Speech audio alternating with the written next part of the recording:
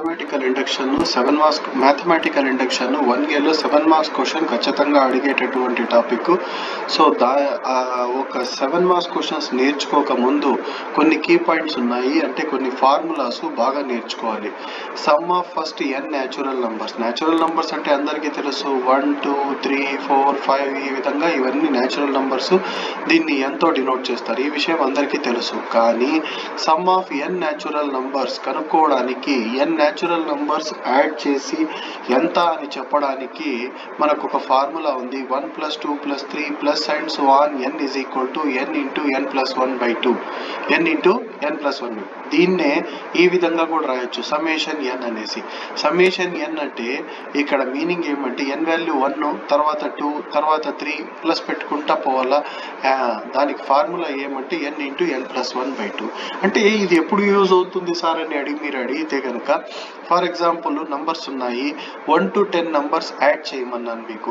ఏ ఒక్క number miss అవ్వకుండా 1 2 3 plus and so on 10 వరకు యాడ్ చేయమంటే కొంచెం కష్టమే, మనం యాడ్ చేయాలి. కానీ ఈ ఫార్ములాలో n వాల్యూ లాస్ట్ వాల్యూ 10 పెట్టేస్తే 10 × 10+1 n+1 అంటే 10+1 10 × 11/2 2 1 = 2 5 = 5 × 11 ఎంత అంటే 55. సో 10 వరకు యాడ్ చేయమని చెప్తే ఏ నంబర్ మిస్ అవ్వకుండా మీరు ఈ ఫార్ములా యూజ్ చేసి 55 అని 1 minute చెప్పేయచ్చు.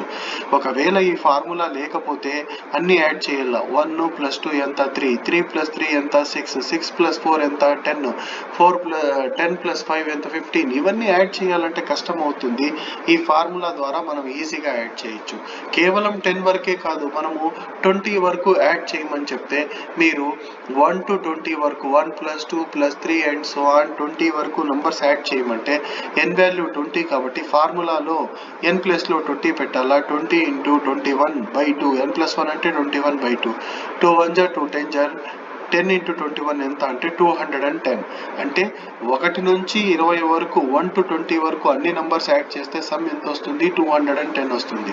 సో ఈ విషయాలు మీరు గమనించాలి. ఇది ఎప్పుడు యూజ్ అవుతుందంటే some of n natural numbers. అదే నేను ఇందాక మీకు ఏం చెప్పాను, 1 + 2 + 3 plus and so on n అంటే n వాల్యూ 10 తీసుకుంటే యాడ్ చేయండి అంటే మీకు ఆన్సర్ ఎంత వచ్చింది, 55 వచ్చింది. అంటే 10 వరకు 10 వరకు ఉండే నంబర్స్ అన్ని యాడ్ చేస్తే మనకు ఆన్సర్ ఎంత వచ్చింది, 55 వచ్చింది. ఒకవేళ అదే నంబర్స్ని స్క్వేర్ చేసి యాడ్ చేయండి అంటే ఇది ఇంకా కష్టము. ఎందుకు అంటే 1² అంటే 1, 2² అంటే 4. ఇక చిన్న చిన్న నంబర్లకి స్క్వేర్ చేయడం ఈజీ, కానీ పెద్ద నంబర్లకి స్క్వేర్ చేయాలి అంటే చాలా కష్టం అవుతుంది. సో మీరు ఏం చేయాలి అంటే ఇంకో ఫార్ములా ఉంది, some to n natural numbers, some to squares of n natural numbers. Formula ఏమంటే n × n+1 × 2n+1/6. ఈసారి n వాల్యూ 10 కాబట్టి ఈ ఫార్ములాలో సబ్స్టిట్యూట్ చేస్తాను. చూడండి, n అంటే 10, n+1 అంటే 11, 2n అంటే 20 + 1 21/6 3 7 = 3 2 2 1 = 2 5 5 × 11 ఎంత అంటే 55. 55 × 7 ఎంత 35. 385. అంటే 1 నుంచి 10 వరకు ప్రతి నంబర్ని స్క్వేర్ చేసి యాడ్ చేస్తే ఎంత వస్తుంది సమ్ము, 385. సో ఈ ఫార్ములా సెకండ్ ఫార్ములా ఎప్పుడు ఉపయోగించవచ్చు అంటే ప్రతి నంబర్కి స్క్వేర్ చేసి యాడ్ చేయాలంటే ఆ ఫార్ములా యూజ్ చేయాలి. ఒకవేళ ప్రతి నంబర్కి క్యూబ్ చేయండి అంటే 1³ + 2³ + 3³ లాస్ట్లో 10³ ప్రతి నంబర్ని క్యూబ్ చేసి యాడ్ చేసి చెప్పండి అంటే ఇంకా కష్టమైపోతుంది. అప్పుడు ఇంకో ఫార్ములా ఉంది, ఏంటది, 1³ + 2³ + 3³ plus and so on n³ = n² × n+1² 4. n² అంటే ఎంత అంటే n అంటే 10 కాబట్టి 10². చూడండి, n² అంటే 10², n+1 అంటే 10+1 అంటే 11, 11²/4. సో 10² అంటే ఎంత, 100. 11² అంటే ఎంత, 121/4. 4 1 = 4 25 25 × 121 చేస్తే మనకు ఆన్సర్ వచ్చేస్తుంది. కావాలంటే ఇక్కడ చేసి చూపిస్తాను చూడండి. 121ని 25తో మల్టిప్లై చేస్తే 5 1 = 5, 5 2 = 10, 5 1 = 5 + 1 6, 2 1 = 2, 2 2 = 4, 2 1 = 2, 5 2 10 ఇక్కడ 3025 వస్తుంది. సో ప్రతి నంబర్ని క్యూబ్ చేసి యాడ్ చేస్తే ఎంత వరకు 10 వరకు మనకు ఆన్సర్ ఎంత వస్తుందంటే 3025 వస్తుంది. సో ఇక్కడ మనము 3 ఫార్ములాస్ నేర్చుకున్నాము. ఫస్ట్ ఫార్ములా ఏంటి అంటే some of first n natural numbers. Condition ఏంటి అంటే న్యాచురల్ నంబర్స్ని యాడ్ చేయాలి, ఏ ఒక్క నంబరు మిస్ అవ్వకుండా యాడ్ చేయాలి. 1 తర్వాత 2 తీసేసి 3 తర్వాత 4 5 తీసేసి 7 6 అట్లా కాదు, ప్రతి నంబర్ వరుసగా 1 to 10 నంబర్స్ యాడ్ చేసి సమ్ ఎంత అంటే ఫస్ట్ ఫార్ములా యూజ్ చేస్తాం. అదే 1 to 10 స్క్వేర్ చేసి యాడ్ చేయండి అంటే సెకండ్ ఫార్ములా. అదే 1 to 10 క్యూబ్ చేసి యాడ్ చేయండి అంటే థర్డ్ ఫార్ములా. ఇవి షార్ట్ ఫార్మ్స్. ఇది 1 to n natural numbers add చేయి. ఇవి some to square some of the squares of first n natural numbers కి స్టార్ట్ ఫార్ములా. ఇది some of the cubes of first n natural numbers కి start formula. మీరు ఏదో ఒకటి నేర్చుకోండి, కానీ పక్కాగా ఇది నేర్చుకోండి. ఆ తర్వాత ఇది నేర్చుకోండి, ఖచ్చితంగా ఇంపార్టెంట్ ఫార్ములా. ఆ తర్వాత ఈ ఫార్ములా. ఈ 3 ఫార్ములాస్ మీకు ఉన్నటువంటి పంపించినటువంటి పీడిఎఫ్లో ఉన్నాయి, ఖచ్చితంగా నేర్చుకోండి. నెక్స్ట్ ఇంకోటి ఏమంటే ప్రోగ్రెషన్ అనే ఒక చాప్టర్ మనం ముందే నేర్చుకున్నాం. దాంట్లో ఏపీ అనే సిరీస్ ఉంది. అంటే అరిథమెటిక్ ప్రోగ్రెషన్ సిరీస్ ఎలా ఉంటుందంటే జనరల్ ఫార్మ్ ఆఫ్ ఏపీ ఎలా ఉంటుందంటే a plus d, a plus 2d, a plus 3d, a plus 4d plus and so on. nth term ఏం సార్ దీనికి అంటే tn is equal to a plus n minus 1 into d. Some to n terms ఏం sir అంటే n/2 into 2a plus n minus 1 into d. ఇదేమో AP arithmetic progression, మరి కింద ఉండేదేమో GP. So ఈ రెండు ఫార్ములాస్ బాగా నేర్చుకోండి. ఏపీ అంటే మనం ఎలా ఐడెంటిఫై చేయాలి సార్? ఫర్ ఎగ్జాంపుల్ నేను ఇక్కడ మీకు నంబర్స్ రాస్తాను చూడండి. 2, ఆ తర్వాత 5, ఆ తర్వాత 8, ఆ తర్వాత 11 అండ్ సో ఆన్. మీరు ఒక విషయం గమనించినారో లేదో, ఈ నంబర్స్లో ఒకటి కామన్గా ఉంది. ఏమి అంటే 5 డిఫరెన్స్ చూడండి. 2కి 3 యాడ్ చేస్తే ఎంత వస్తుంది? 5. 5కి 3 యాడ్ చేస్తే 8 వస్తుంది. 8కి 3 యాడ్ చేస్తే ఎంత? 11. సో నెక్స్ట్ నంబర్ ఎంత వస్తుంది? 11కి 3 యాడ్ చేస్తే 14. నెక్స్ట్ నంబర్ ఎంత వస్తుంది? 17. ఈ విధంగా మనము కనుక్కోవచ్చు. ఫర్ ఎగ్జాంపుల్ ఇక్కడ ఎన్ని టర్మ్స్ ఇచ్చాను నేను? T1 ఇది T2, ఇది T3, ఇది T3, ఇది T4. ఒకవేళ T6 ఎంత అవుతుంది కనుక్కోమంటే, ఇది ఏపీ కాబట్టి ఈ ఫార్ములాలో n ప్లేస్లో 6 పెట్టాలా? T6 n ప్లేస్లో 6 పెట్టాను. ఇది ఏ, స్టార్టింగ్ నంబర్ని ఏ అనుకోవాలా? సో ఏ వాల్యూ 2 కాబట్టి 2 ప్లస్ n మైనస్ 1. n అంటే 6 కాబట్టి 6 మైనస్ 1. డి డిఫరెన్స్ ఎంత ఉంది? ఈ నంబర్కి ముందు నంబర్కి డిఫరెన్స్ ఎంత ఉంది? 3 కాబట్టి సో డి వాల్యూ 3 పెట్టాలి. సో 2 ప్లస్ 6 మైనస్ 1 అంటే 5. 5 ఇంటూ 3 అంటే 15. సో 2 ప్లస్ 15 ఎంత అంటే సో 17. అంటే ఈ సిరీస్లో T6 మనం T4 వరకు రాసాము. T6 ఎంత వస్తుందంటే 17 వస్తుంది. సో ఇది ఎప్పుడు ఉపయోగిస్తామంటే ఏపీ సిరీస్కి, అర్థమెటిక్ ప్రోగ్రెషన్ సిరీస్కి. అంటే స్టార్టింగ్ నంబరుని ఏమంటాము? ఏ అంటాము. ఎప్పుడు 2నే ఉండాలని ఏం లేదు. ఫర్ ఎగ్జాంపుల్ మీరు 1తో కూడా స్టార్ట్ చేయొచ్చు. నేను 1తో రాసి చూపిస్తాను చూడండి.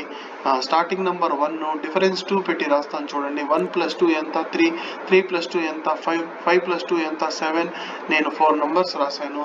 5th నంబర్ ఏమొస్తుంది చూస్తానే మీరు చెప్పొచ్చు 9 వస్తుందని మీరు చెప్పొచ్చు. కానీ ఫార్ములా ద్వారా కనుక్కుంటాను. ఈ ఫార్ములాలో ఎన్నో నంబర్ కావాలా, ఎన్నో టర్మ్ కావాలా మీకు? ఇప్పుడు 5th టర్మ్ కాబట్టి T5 is equal to ఏ అంటే ఎంత? 1 కాబట్టి 1 plus n minus 1, 5 minus 1 into D. Difference ఎంత ఉంది?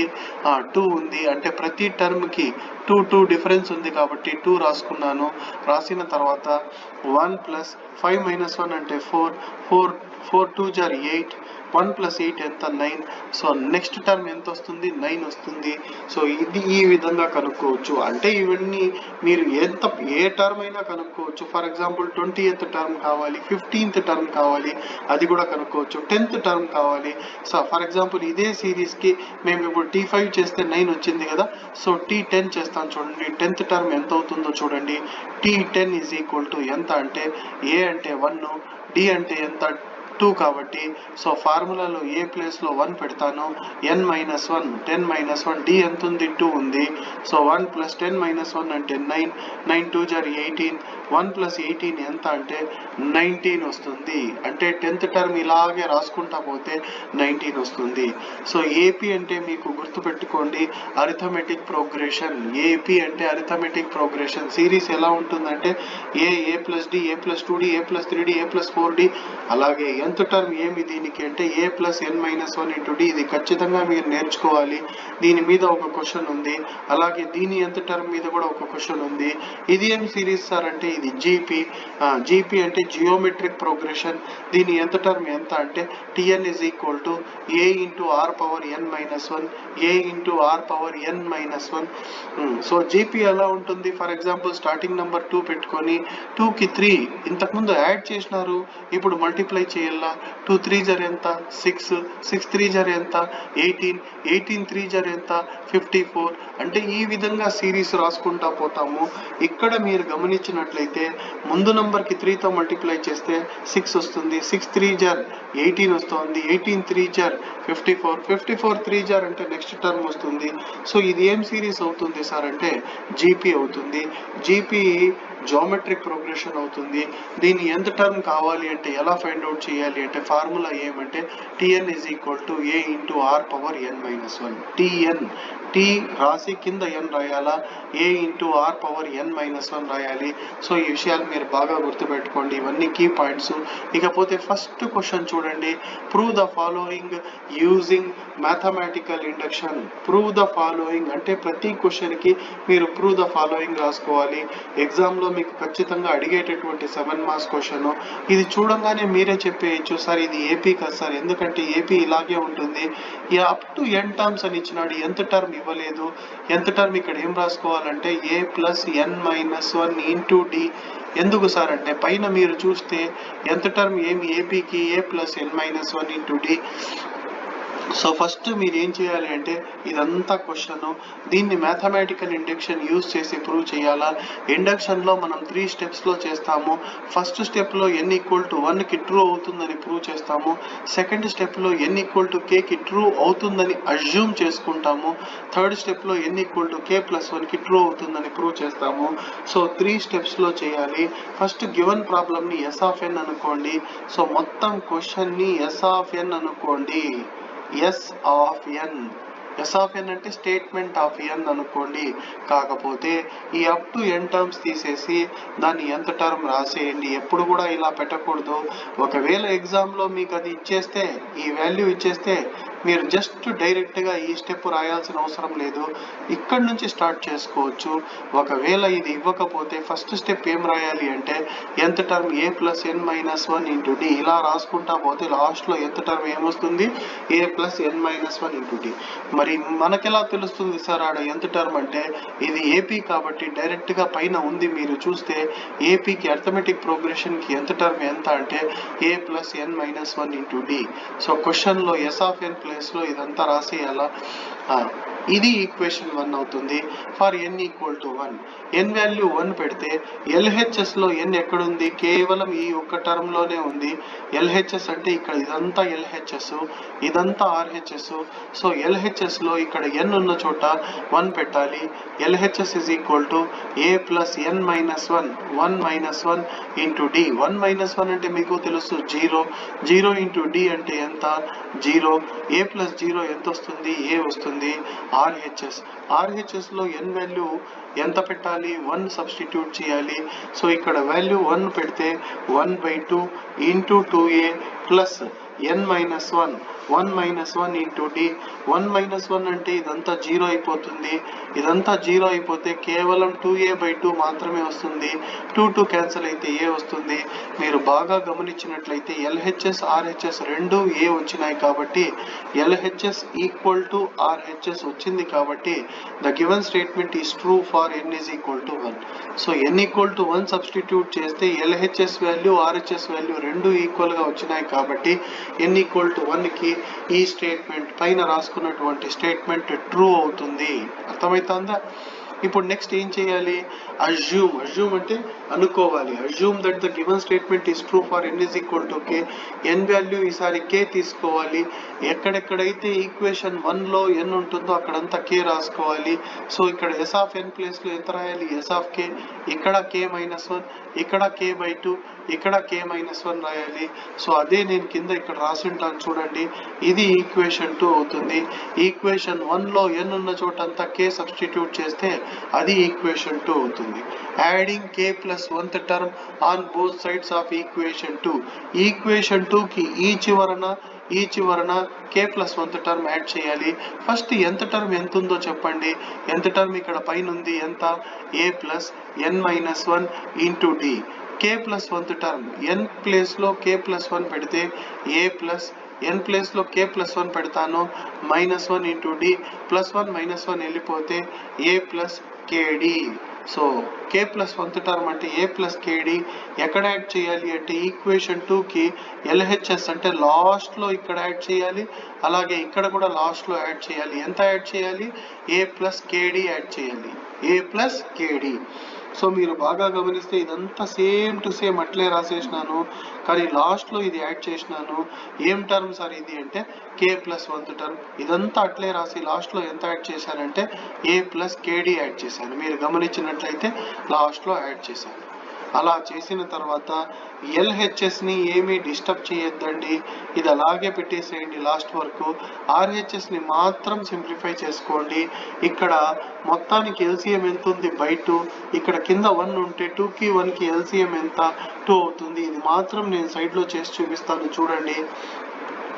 k/2 ఇంటూ ఎంత ఉంది అక్కడ చూడండి, 2a plus k-1 into d plus ఎంత యాడ్ చేయాలా? a plus kd. a plus kd అవునా? Is equal to. సరే, ఇక్కడ బై 2 ఉంది కదండి. సో ఇక్కడ మొత్తానికి బై 2 అన్నమాట, కేకి మాత్రం కాదు మొత్తానికి. దీని కింద ఏమీ లేదు సార్ అంటే 1 ఉన్నట్టు. 2కి 1కి LCM ఎంత అంటే 2. సో ఈ.2 ఉందంటే మనం పైన ఏముంటే అది రాసేయచ్చు.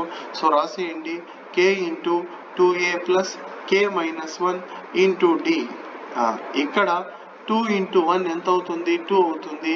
పైన 2 వస్తుంది ఎక్స్ట్రాగా, 2 into a plus kd. 2 into a plus kd. ఇప్పుడు మల్టిప్లై చేయండి. k ఇంటూ 2a ఎంత అవుతుంది? 2ka. k into k-1 into d వస్తుంది. బయట ఉన్న k లోపలికి పోతే ఇద్దరిని మల్టిప్లై చేస్తుంది. 2 ఇంటూ a ఎంత? 2a. 2 ఇంటూ kd ఎంత? 2kd.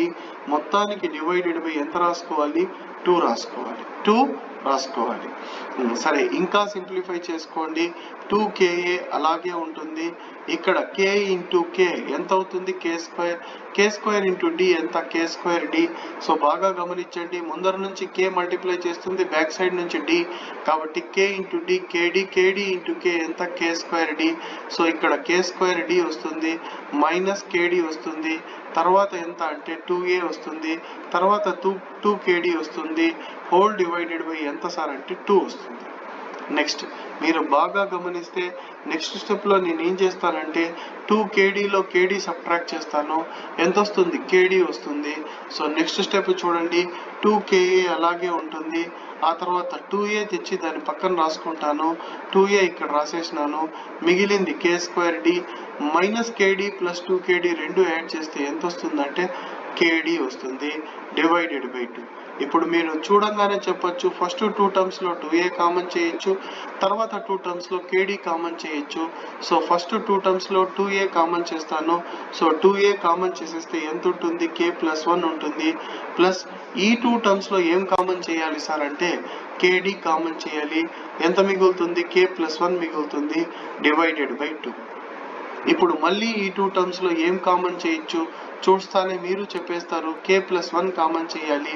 సో k+1 కామన్ చేసేస్తే దీంట్లో k+1 దీంట్లో k+1 బయటికి వెళ్ళిపోతే మిగిలేది ఎంత? 2a ప్లస్ kd మిగులుతుంది అంతే, డివైడెడ్ బై ఎంత? 2. సో ఫస్ట్ టర్మ్లో 2a మిగిలింది, సెకండ్ టర్మ్లో kd మాత్రమే మిగిలింది. ఇప్పుడు ఒకసారి క్వశ్చన్లో RHS మీరు గమనించండి. క్వశ్చన్లో RHS n ఉన్న చోటంతా k+1 రావాలి. ఇప్పుడు చూడండి, n ఉన్న చోట k+1 వచ్చేసినట్టే. k+1/2 into 2a plus n ఉన్న చోట k+1 -1 ఇంటూ d, ఇది రావాలా మన ఆన్సర్. సో n ఉన్న చోటంతా క్వశ్చన్లో ఏం రావాలా, k+1 రావాలా. ఇప్పుడు మీరు గమనిస్తే అన్నీ వచ్చేసినాయి.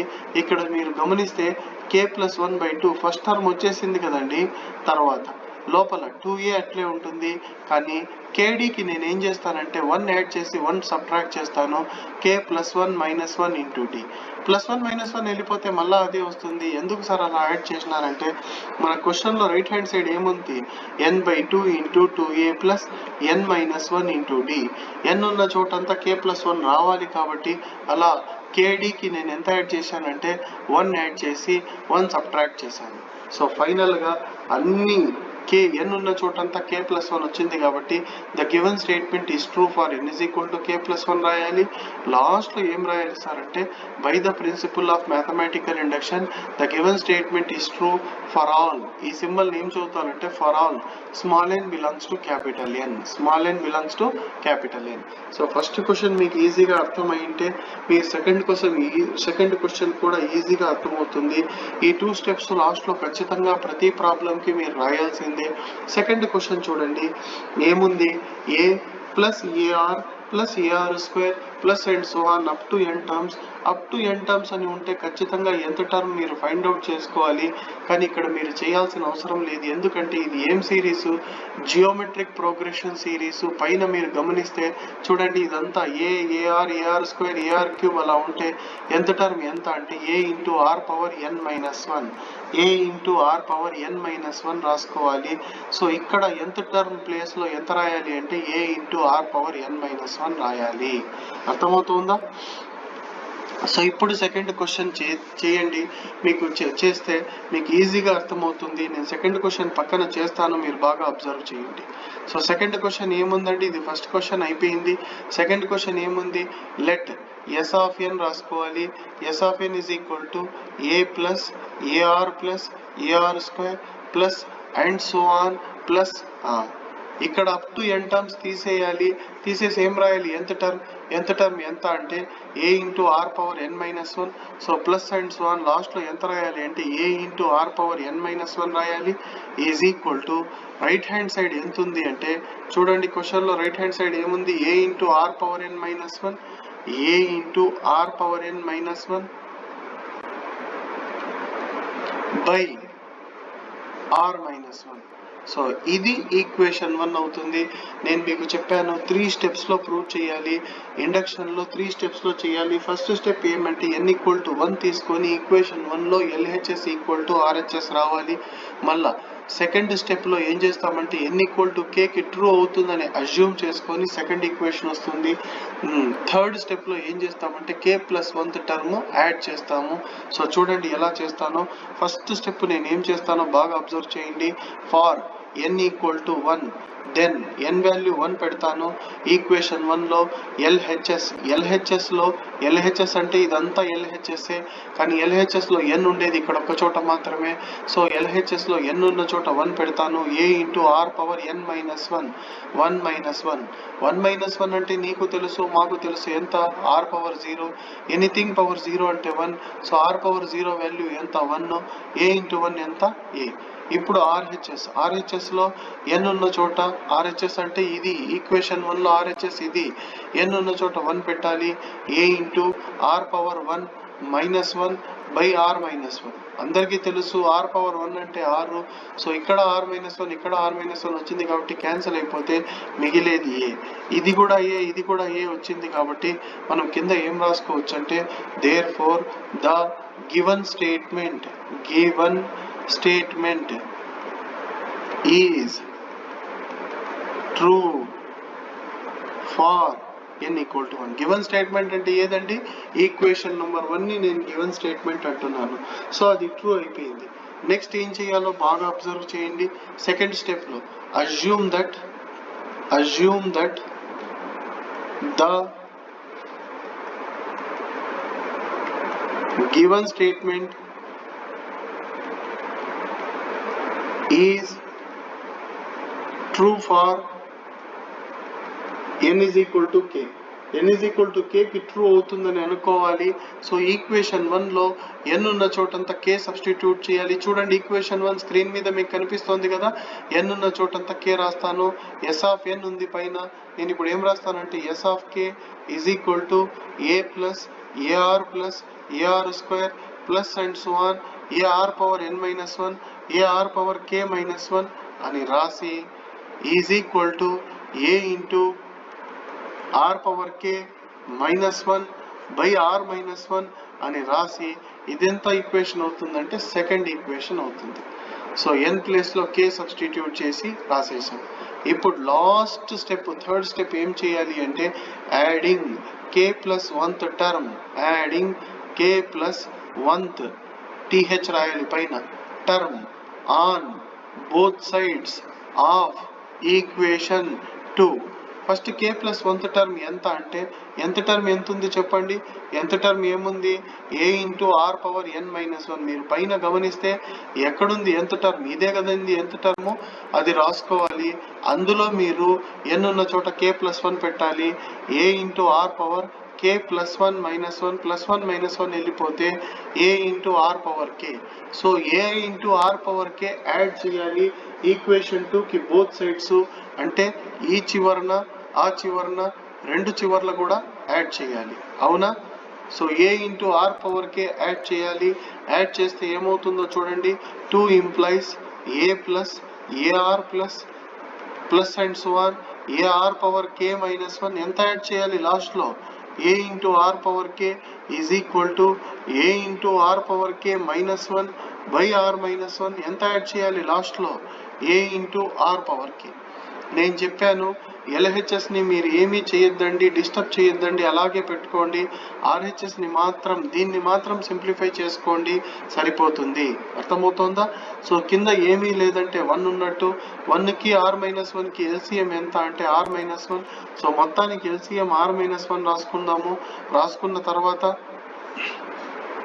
చూడండి a ఇంటూ పైన ఏముంటే అది రాసేయాలా, a into r power k minus 1.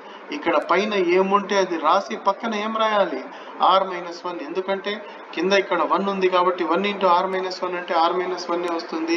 ఇప్పుడు మల్టిప్లై చేయండి, a తో మల్టిప్లై చేస్తే a into r power k ఎంత అవుతుంది, a r power k minus a into 1 ఎంత a.